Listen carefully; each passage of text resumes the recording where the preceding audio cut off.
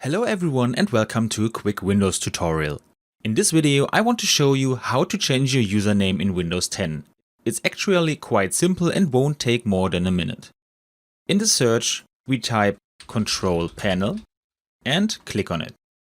In the User Account section we click on Change Account Type. Here we select the account we want to rename. We select Change the Account Name and enter the new name. In the last step we click on Change Name and now we are done. You see, it's very easy to change your username in Windows 10. I hope you enjoyed the video and I will see you again in the next tutorial. Until then, your tutorial guy. Bye.